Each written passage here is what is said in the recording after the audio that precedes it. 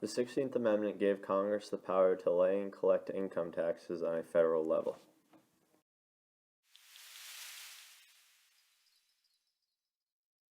The 16th Amendment was passed by Congress on July 2, 1909, and ratified by Congress on February 3, 1913. The two driving lawmakers who made this amendment happen were Senator Norris Brown, a Republican of Nebraska, and Senator Nelson Aldrich, a Republican of Rhode Island, who was Majority Leader at the time and head of the Finance Committee.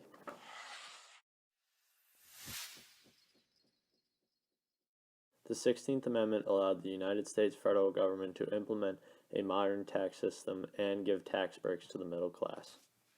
The process of making the 16th Amendment an official amendment began in 1909 when progressives in Congress wanted to reform to a then income tax bill which conservatives were not in favor of. Instead of signing off on the bill, conservatives proposed that a constitutional amendment be made, thinking that it would never have a chance to get passed through all the states. Much to the surprise of all the conservatives, the income tax amendment was passed in almost every single state. Although an income tax law had just become official, it was not a new concept to the citizens of the United States. In 1861, United States citizens paid a 3% income tax on income over $800 due to damage from the Civil War.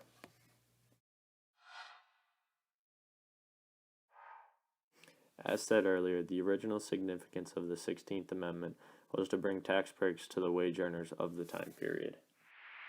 The 16th Amendment allows the government to expand the number of taxes which they collect on their citizens.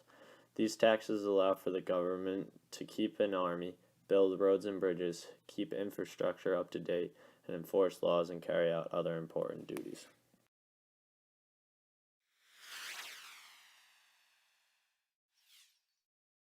The Supreme Court case which heavily involved the 16th Amendment was the Pollock v. Farmers Loan and Trust Company. This court case got the ball rolling on an official law which involved the income tax. In this case, an investor in Farmers Loan and Trust Company named Charles Pollock sued the company because Farmers announced to its shareholders that the company would not only enforce a tax on the interest and dividends of the investors, a form of direct taxation, but also provide to the Internal Revenue collectors the names of the people for whom the company was acting upon, making them liable for being taxed. Pollock lost his case in all of the lower level courts. However, when he brought his case to the Supreme Court, he won on a 5-4 ruling. The justices in the Supreme Court claimed that this form of taxation was an unapportioned income tax on interest and dividends. The biggest controversy surrounding the 16th Amendment is that many people say that it was not properly ratified. Although Ohio statehood would not have mattered in the decision, there are many other writers who claim that there are many other problems in the ratification process of the 16th Amendment.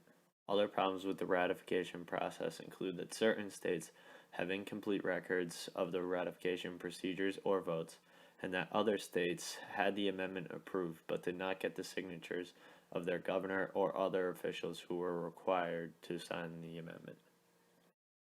These conspiracy theories were shot down by the government, saying that they were fraudulent attempts to take away the 16th Amendment.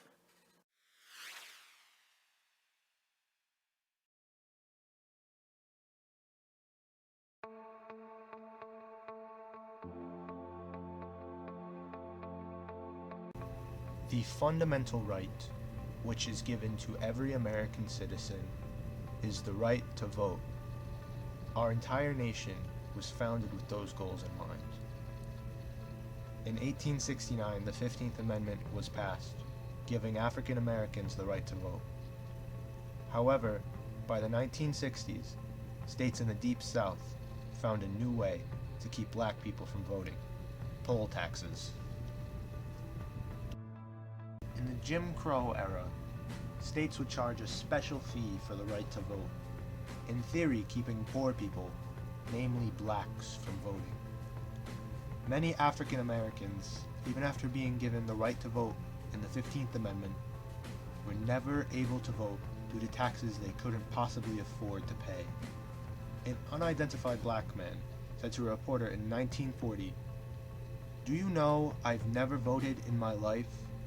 Never been able to exercise my right as a citizen because of a poll tax?" To counteract such atrocities, the 24th Amendment was put forward.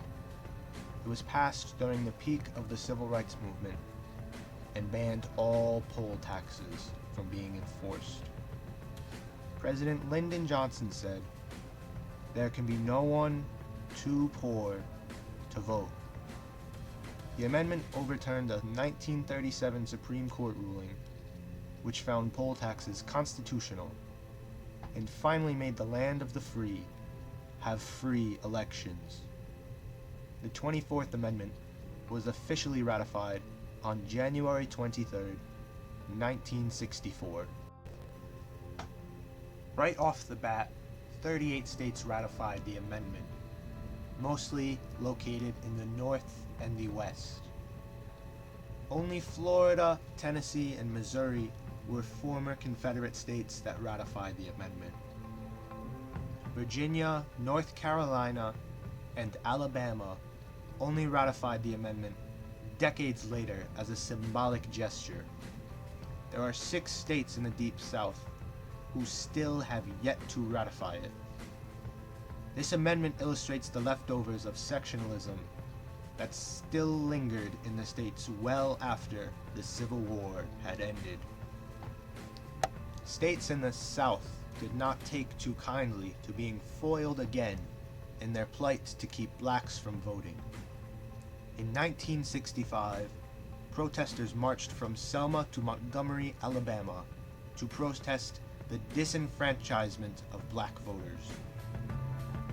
The non-violent protesters were beaten by police and driven back with tear gas.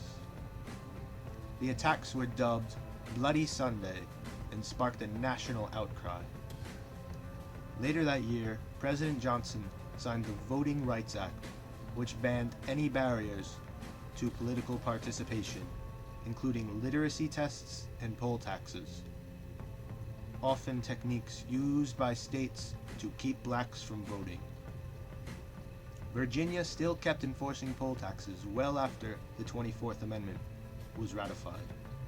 But in 1966, the Supreme Court ruled in the case of Harper versus Virginia Board of Elections that Virginia's continuing poll taxes were unconstitutional.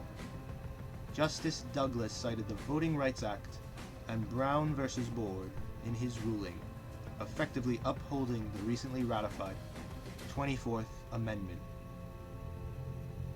The 24th Amendment was a fortification of the 15th Amendment. Blacks were officially given the right to vote with the 15th Amendment, but states could still find loopholes like poll taxes before the 24th Amendment was ratified.